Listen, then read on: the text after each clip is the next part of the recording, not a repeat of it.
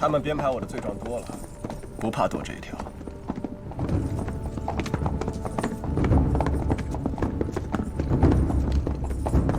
君姑可要爱惜身子，千万别气出毛病来。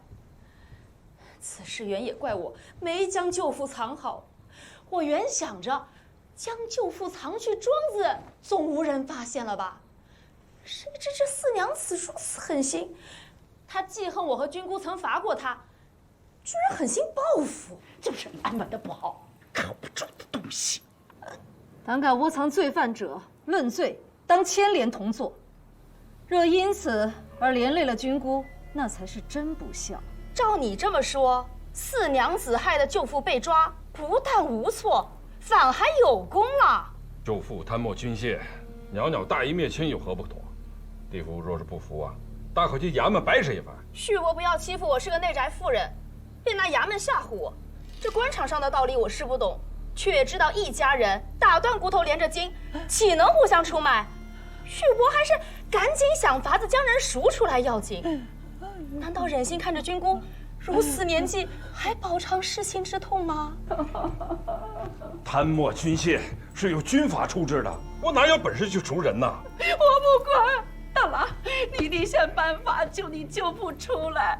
大郎，大郎，你现在心里只有你心腹一家人，你根本不心疼你舅父，也不心疼我这个当娘的。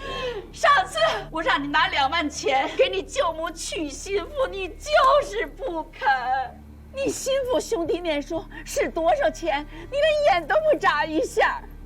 你心腹的兄弟是兄弟，你阿母的兄弟就不是兄弟吗？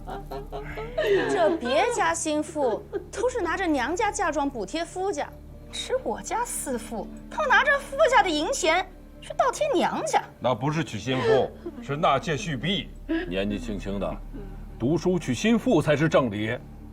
再说了，那些钱是袁一陪我在战场上出生入死换来的，他用有何不可？本都是一家人，何分娘家夫家？我倒是不如地父算得如此的清楚。难道是嫌君姑经常拿钱补贴娘家吗？君姑，绝无此意啊！你们一个个的都不是好东西，滚，都给我滚！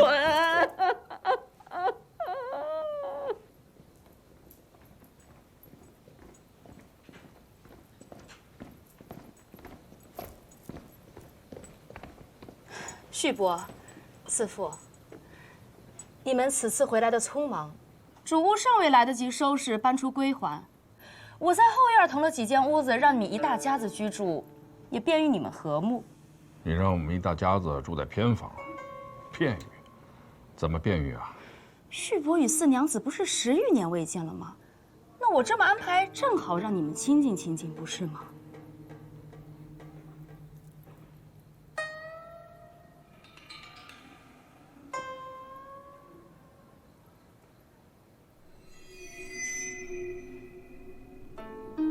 就依地府的安排。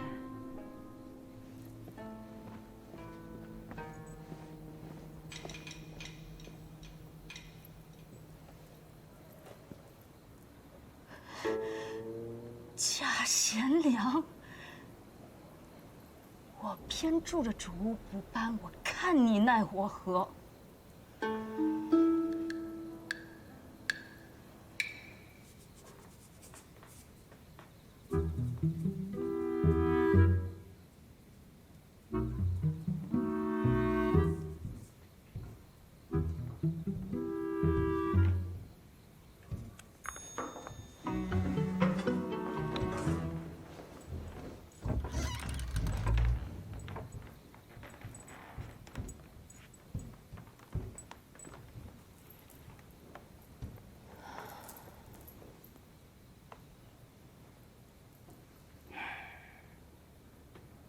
对不住娘娘啊，你看她嘴唇白的，一点血丝都没有，也不知在家中吃了多少苦。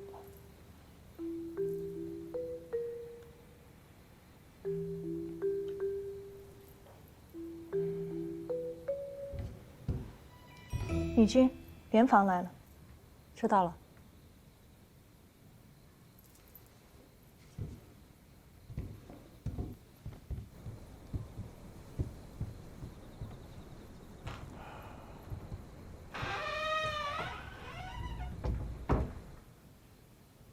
葛氏可曾为袅袅找医师看病？钟夫人说，小孩子稍几日便好了，一直不管不问的。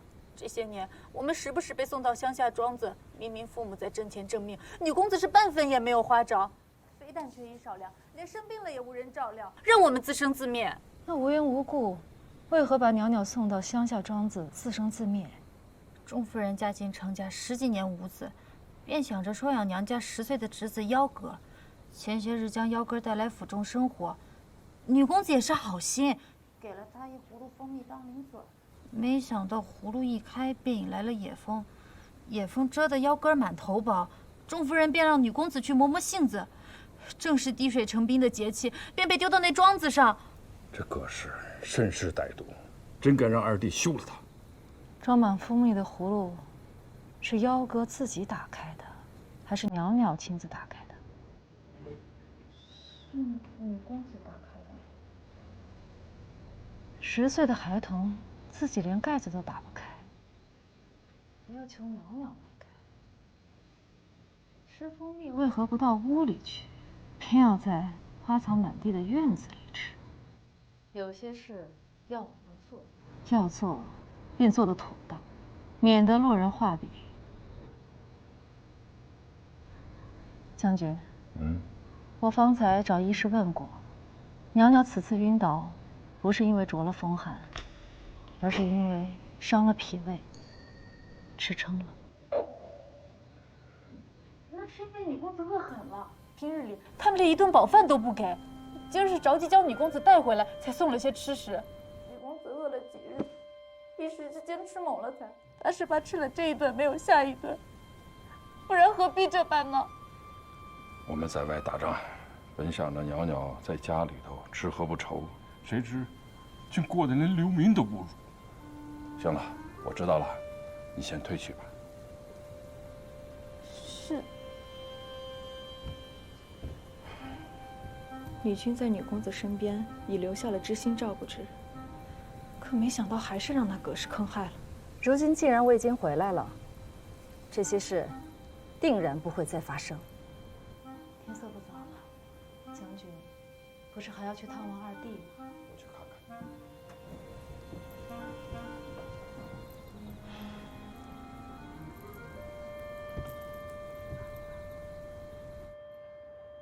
都说病去如抽丝，女公子如今这般亏了身子，还不知道要将养多久才能痊愈呢。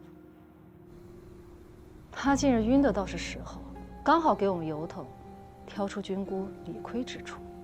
我这阿母倒是眼毒，怕也是看出我在装晕，可对苛待我的人，为何又装瞎？还是女君想的周到，故意将归期说迟了半个月，他们来不及遮掩，真就露了马脚。这些人心中记恨女君，便迁怒于女公子，如此苛待她。原来不是不知我在家中受罪，只是故意放任罢了。家主这般心疼女公子，应该是不会再万事都顺着老夫人了吧？放心，将军若是妇人之仁，阵前早死好几回了。将军是个明理是非之人，这天下哪有斗不过君姑的心腹？就是看夫婿肯不肯帮手罢了。哼，拿自己女儿来行苦肉计，好让阿父与大母离心。阿母这法子是真够狠的。我不忧心夫君，我只担心自己撒手不管10几年，这朽木才能掉，如今只能严加管教，费力气把歪树掰直了。不去管欺负我的，反倒琢磨着来管教我，可他不如靠近，看来还得我自己来。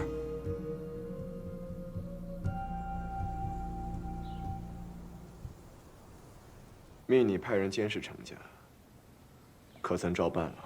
程家整日鸡飞狗跳，都是一些女眷之事。听说程老夫人生气，程四娘子出卖自己胞弟，要整治他们。属下查了，这几日程府中人并无异样，除了程家二房夫人葛氏。属下核实过，当日左蓝武等搜查的，便是二房仆妇李管父。少主公，这是程府小厮送来的包袱，说是程家四娘子给少主公的。哟，难道想用银钱贿赂少主公不成？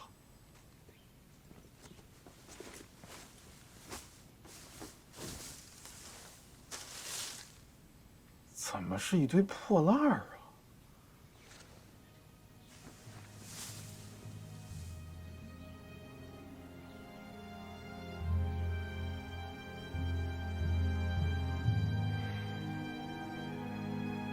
这程家人可真是一个比一个孝顺。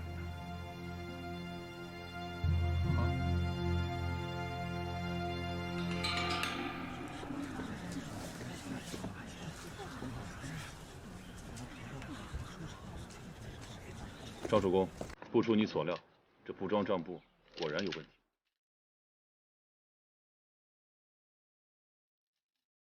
董仓管在这家布庄投下了8万钱，他俸禄低微，此钱定是赃款无疑。少主公还没扔了这程四娘子捉弄人的破烂。这程四娘子送来这些，莫不是也想告知咱们布庄之事？干稻草，一指那日董仓管藏身草垛，而这碎布则点名布庄。当真有意思。这程四娘子绕了这么大圈子打哑谜，莫不是想卖我们个好？这程四娘子是想让咱们助她脱身吧？为何要助她？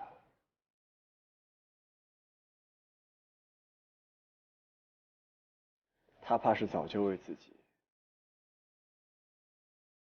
谋好后路了。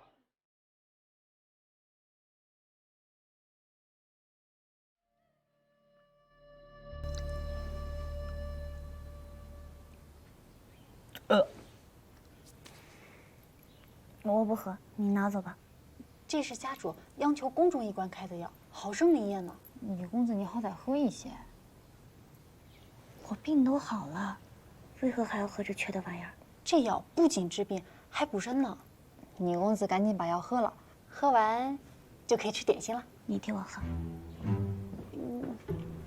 嘘，有人来了，起身。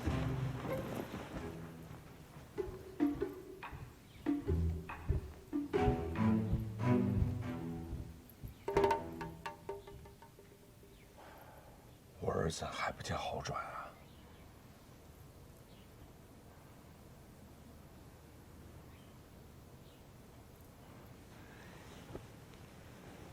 娘娘见过阿父阿母。我儿就不必行礼了。哎，这身子怎么还这么虚啊？哎呀，都怪那葛氏，养亏了我家袅袅的身子，补都补不上来。来，躺下。这药都快凉了，赶紧为女公子喝了吧。是。啊，来来来，喝了吧，来。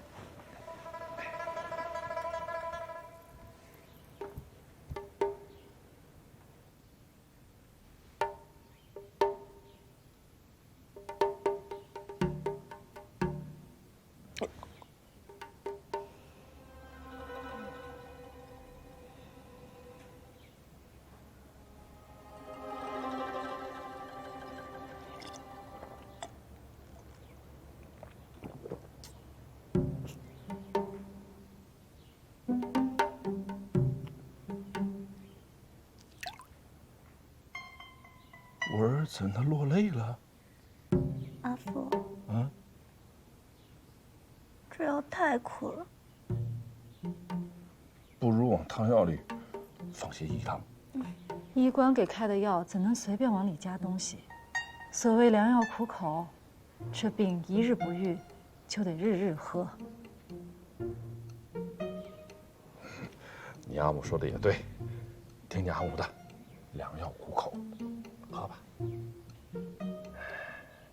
袅袅乖，待你病好转些，阿福带你去骑马，看正旦后的灯会。啊？哎呀，我家娘娘生得好看呢，万兴他们家的那一帮小女娘啊，凑在一起攥成一束喇叭花，也不如我家娘娘好看。将军，女孩子家整日夸美貌有何用？多些才学德性才重要。赶紧喝了吧，娘娘。喝吧，喝吧。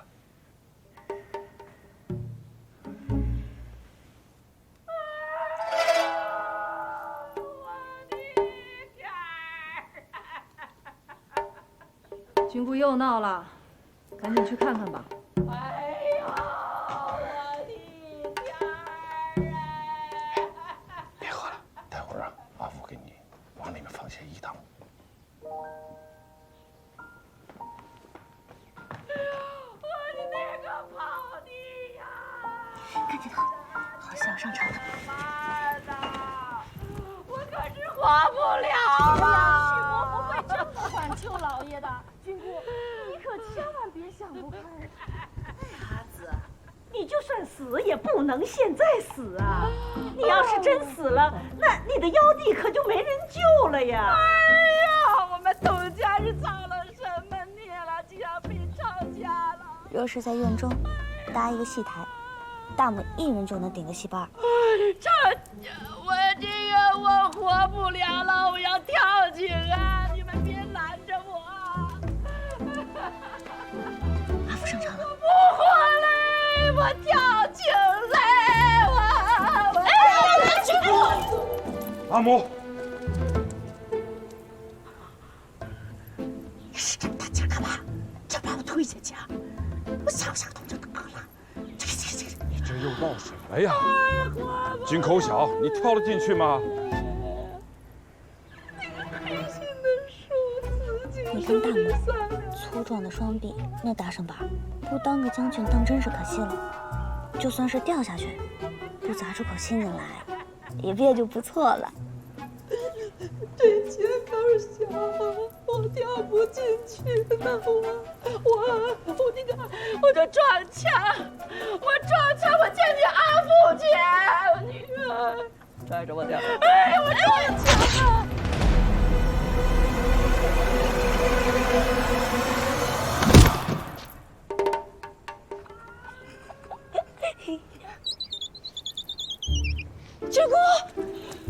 君姑，你没事吧？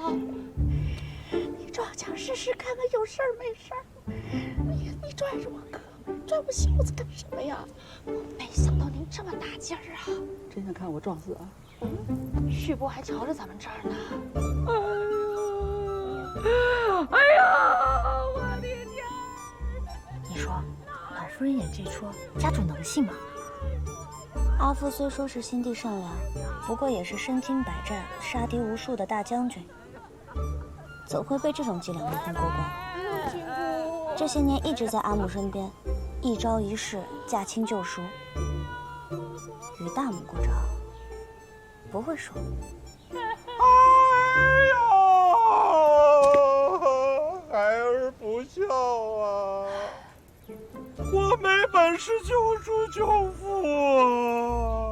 我太难了，太难了！许伯，这不是为难君姑吗？这好歹是一家人，再难也得把董舅父先救出来呀！我家将军可是给君姑跪拜呢，弟妇还不赶紧闪开，也想接手此跪拜不成？你怎么受得了我家大郎一拜？快躲开，躲开呀！干什么呀？想看我的笑话啊？我呀，之前就跟阿母说过了，舅父这个人啊，手脚不干净啊。阿父不愧是大母亲儿子，演的跟真的似的。能劝也劝了。你公子啊，也不愧是家主的亲女儿呢。他怎么会被逮到呢？你阿母太可怜了，娘家几个兄弟死的死，散的散，就剩你舅父这么一棵独苗了。要不是因为他日子过的苦，怎么会养成贪便宜的性子呢？哎呀，要不把咱府中的银钱全都搬到舅父家去得了？那个，哎，对，哎呀，外甥啊，你其实救你舅父呢，那就是救你阿母啊，我们是一家人，分不开的嘛。哎呀，不是不救，是不能啊！那个林不疑，他就是个铁面阎王。若非孩儿刚刚立下战功，返回都城，他前几日连我都敢一起逮了，我哪敢再去求他呀？哎呀，这个黑心的庶子啊，你就眼睁睁的看着你舅父去死吗？就是啊。好，我现在就到御前告你的状，说你忤逆。我听说了，当今的圣上最崇尚孝道，官员被告忤逆，轻则罚钱挨杖，重则罢官免职。我看你怕也不怕。君姑，你可知忤逆是何等大罪？挨杖免职事小，若充军杀头，君姑又当如何？还杀头？没人说呀。阿母只管去告好了。若因不肯听从母命去打点，为舅父脱罪，此等不孝行径，就是告到圣上跟前，我也是不怕的。如今你当了官了，拿国事来要我呀！哎呀，我从今天开始我就不吃不喝了。你说老夫人果真一心求死吗？我与你打赌如何？10天半月，死不成。热闹看够了没？这哪看得够啊？如今不过是第1回合吧。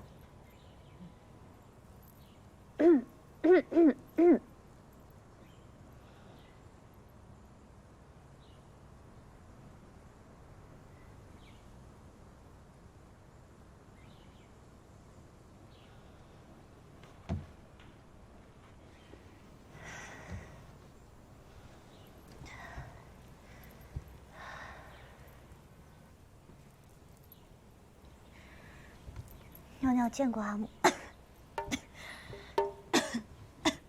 女公子是不是受风了呀？哎呀，许是刚才出来透气，被风给吹着了。阿母不必担心。既然身子不适，为何不在床上躺着呀？外面风大，还是回屋躺着吧，不要再出来。知道了，阿母。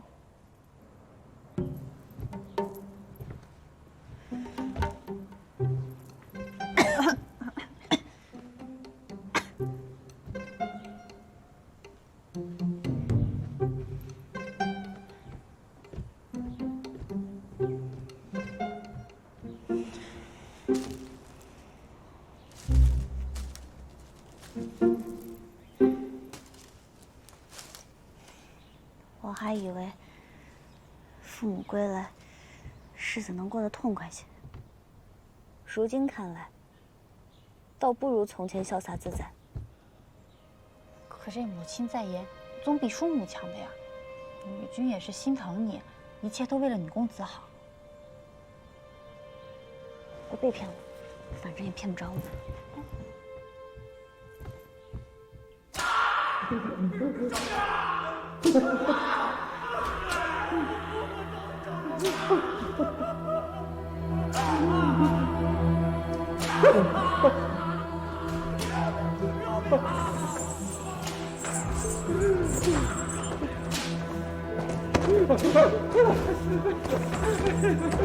你这想带我去哪儿啊？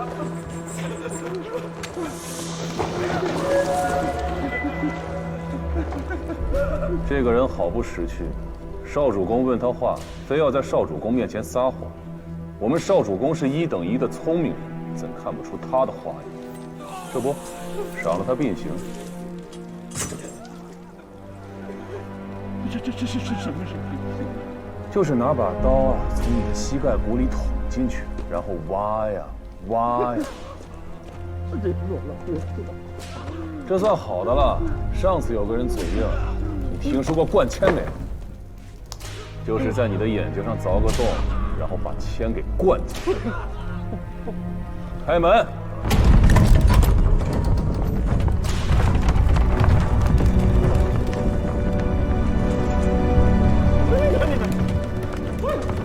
哎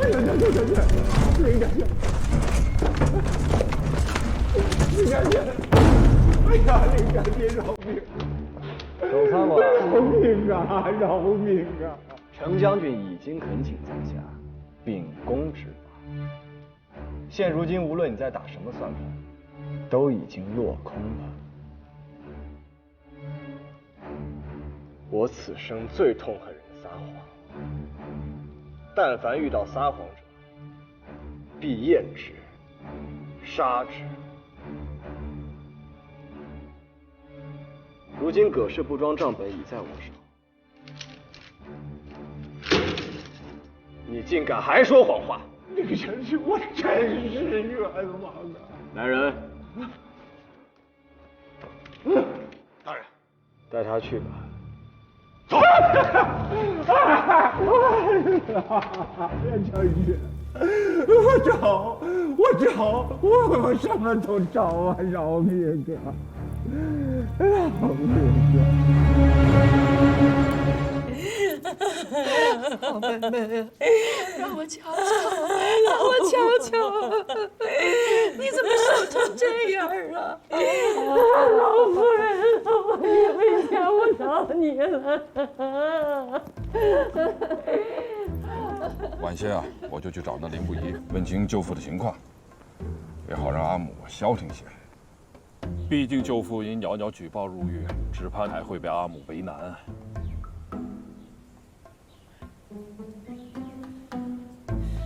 夫君，也不是没有两全的法子，你可记得胡袄？谁？啊，阿母当年那个手帕胶。外面兵荒马乱的，若不是你家大郎救了我们，老夫可没命再见到你了。哎呀，当日我被贼人围住，刀啊朝着我身上就劈了过来。幸而程校尉带兵冲过来，直接用长矛拦住了并废的刀，真是险呐！程校尉的兵器不如悍匪的金贵，长矛被砍断了。程校尉没了趁手的兵器，他拼着一身伤抢过对方的那柄长刀，这才护了我们一家老小的命啊！医生在上啊，儿啊，上哪儿了？把衣服脱了，让阿母看看。胡婶子还在。没事儿，胡婶子什么都见过，快脱了衣服让阿母。大郎。哎呦，大郎啊！阿母让你去打仗是想让你立战功正金爷，可没想让你去拿命换呐！美好的刀剑，孩儿只得拿命搏了呗。我已经告知他了，想必可以令军姑看清事实，分清是非。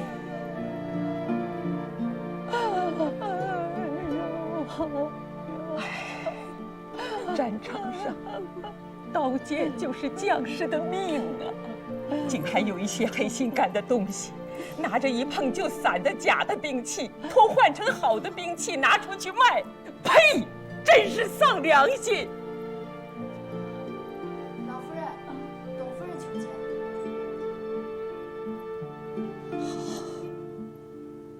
他来得真好。请他进来吧。是。妹妹，你先下去歇息吧。谢老夫人。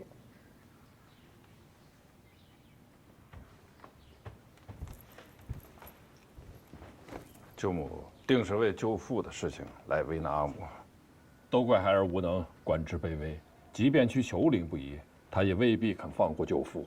不如我今日就顶了罪名，只说是董舅父监守自盗，都是奉了孩儿的命，而后孩儿被杀头，换回了董舅父，咱们程家被抄家，换回了董家。太好了！哎呦，这个主意可太好了，这个主意可真好啊！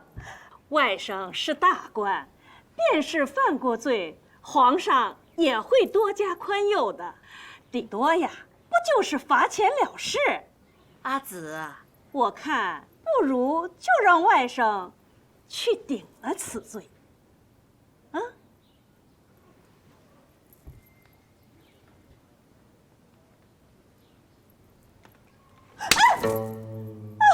你个毒妇，竟敢想害我的孩儿！昨日家中烟囱不出烟，我觉得不对劲儿，我就请示了老神仙，竟说我程家必受亲眷牵连而致家宅不宁。老神仙的指示果然没错，我程家真的要亡在你手里呀！现在连二房的布庄都被查抄了，全是因为你们！你们家一个个的都不是好东西！来人，把这毒妇给我推出去！谁敢把她放进来，我就砸断谁的腿！阿紫啊，是他自己说，闭嘴！是他自己说的好吗？哎，这话是他自己讲的。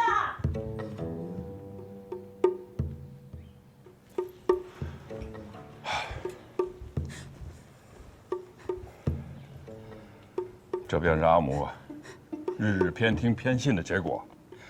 阿母被舅母这些人挑唆啊，认为他们才是好的亲的，而自家人呢，反倒被骗着欺着的。我与元一这些年血里活里拼着命的讨功劳，才有了我们程氏这样安稳的日子。难道这一切都要被董舅父的罪过给丢弃掉吗？不，不要，不要。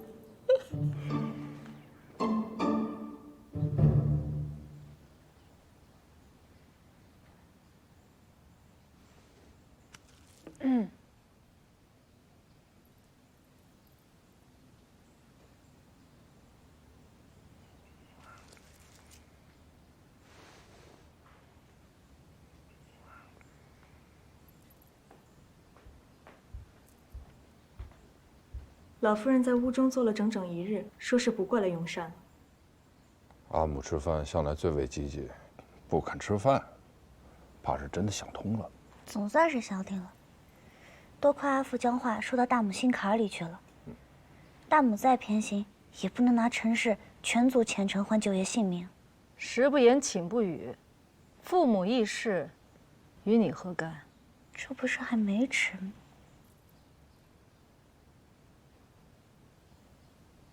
你大母不来吃饭，也有你的功劳。好，吃饭吃饭。阿父啊，我突然好生不舒服，怕是脾胃还未养好。娘娘像我，吃饭的时候听训啊，胃脏痛。圣人都说，饮食不训子。哪位圣人说的？娘娘啊，多吃些肉。前几日在庄子上饿坏了吧？多谢阿父。嘿。脾胃不好就要少吃肉，空空正好将养。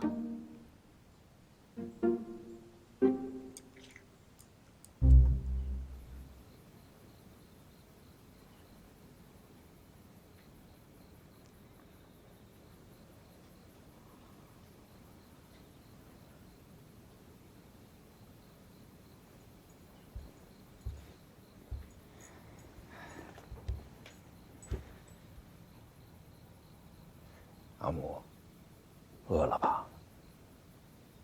来，吃点心。来，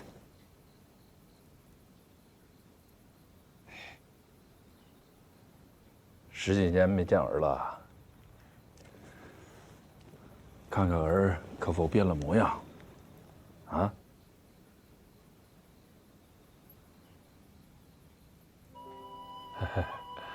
我知阿母是担心儿。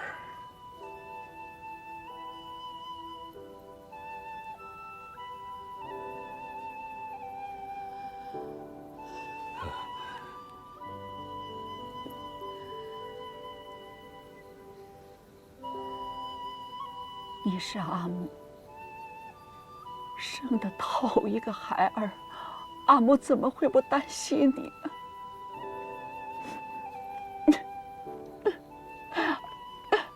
？10几年，你通过寄回来几片竹简，阿母以为你杀敌立功有威风，哪知道过的这般苦。我倒是想给阿母写信，可是阿母也不认字啊。我倒是不乐意让葛氏拆读我给你写的信。葛氏再不济，你不是也把人家的陪嫁都拿去补贴了萧家吗？她的嫁妆去哪儿了，我不知晓。但我诚实顶天立地，我再不济，也不会把地妇的嫁妆养心腹娘家呀。萧元一是个二嫁妇，家败人亡，财产都抵卖光了。哎，你还这么稀罕他？我就是稀罕，除了他，我谁都不想娶。儿啊，阿母最疼你和三郎了。可是你们俩自从成了亲，都只顾念着心腹，有话都跟心腹说，再也不理我这个阿母了。这男儿成家立室，不就该如此吗？便是100年以后，阿母与阿父同葬，儿子们也得跟心腹同时而葬吧？哎，总不能咱们娘仨埋一块儿吧？切！哦，我明白了。阿母是羡慕我们俩成双成对儿。我羡慕你们。阿父过世的早，阿母甚是寂寞，而也不知道。哎，阿母有没有看顺眼的人啊？若是有，改嫁何妨啊？我们做晚辈的绝不阻拦。你闹什么呀？我何时说想嫁人了？啊，你这孩子！阿母不必害羞，阿母为成家操劳，孩儿们都看在眼里。阿母若是要改嫁，儿子和弟弟们绝无二话。阿母若是生出新弟弟妹妹，儿子必视他如同父手足。我好，好啊。若是你先走了，我一定给你的心腹找一好人家嫁出去，到时候再生一群新孩儿。那不怕，我们元一不是那种见异思迁的人。你给我滚！你个不孝子！我今天非得打死你！你给我滚！你个哎呦，臭小子！我瞧阿父给大母气，到底还是阿母棋高一筹啊！让夫君为自己而战，何必自己在大王面前张牙舞爪的？你的意思是说，这些都是我的算计？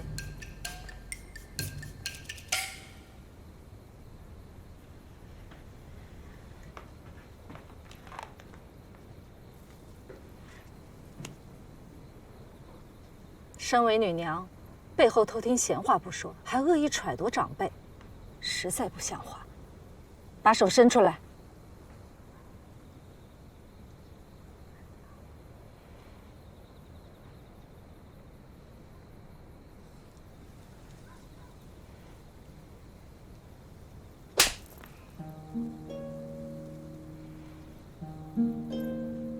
从明日起，娘娘留在屋里抄读礼记，抄不完不许出门。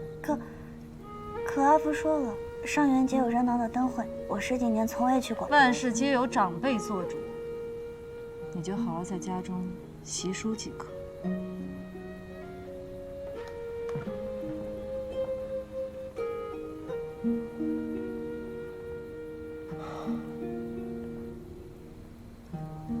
阿母是带着尺子上门来找我做主的。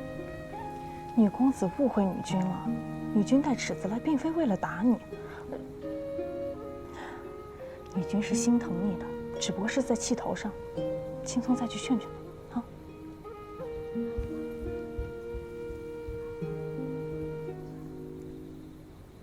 女公子，别难过了。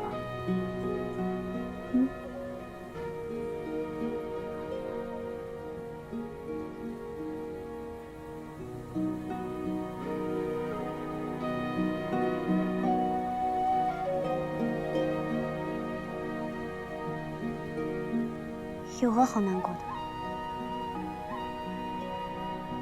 我又不在乎阿母如何看我。母慈子孝这种花本子，本就不属于我，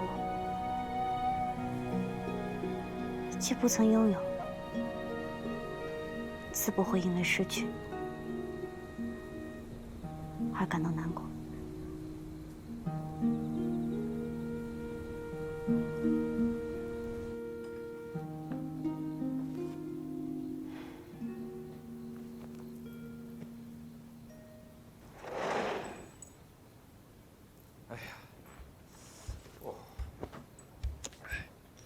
呵，你这是怎么了？哎呀，莫非让军姑给打了？阿母啊，眼红你我恩爱，我好心劝她改嫁，她还冲我发火。你说什么？你劝军姑再嫁？啊，有错吗？我看她近日火气太大，怕是阴阳失调。军姑打得对，我这应该再给你打个对称的。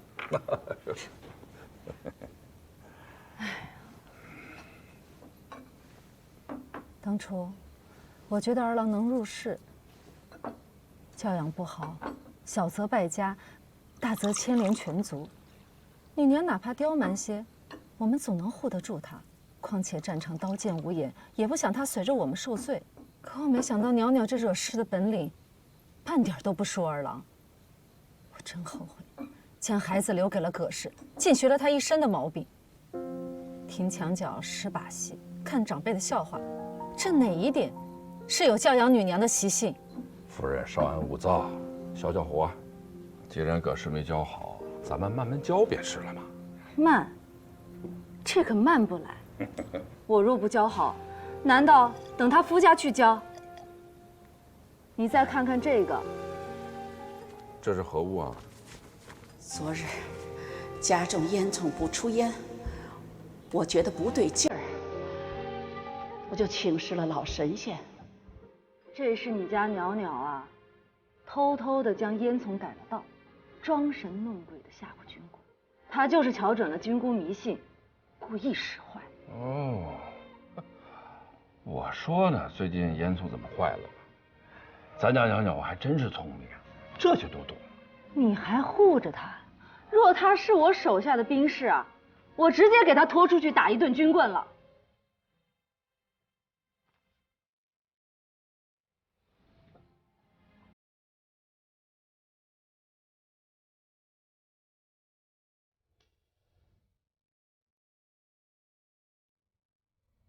我瞧着袅袅的几身衣裳都不合身，你去我屋里把尺子拿来，量后再给她订几套更合体的。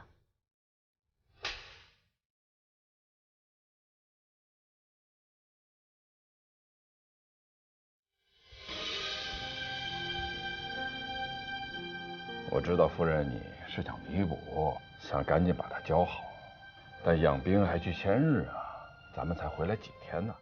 当年我已经做错了一次选择，才使得袅袅变成了今日这般。我不能一错再错，放纵她，会误了她终身的。这孩子我得管。